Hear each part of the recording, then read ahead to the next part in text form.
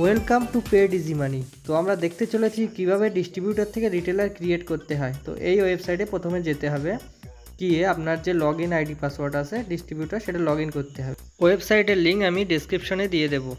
তো distributor ID log in করার পরে আপনার এরকম একটা ড্যাশবোর্ড শো হবে, যেখানে আপনাকে প্রথমে হোমে ক্লিক করতে হবে। হোমে ক্লিক করার পরে মেম্বারে ক্লিক করতে হবে। মেম্বারে ক্লিক করার পরে ক্রিয়েট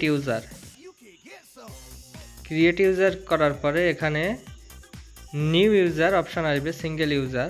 তো তারপরে এখানে যে অপশানগুলো আসছে রিটেলারের ডিটেলস দিয়ে ফিল আপ করতে হবে।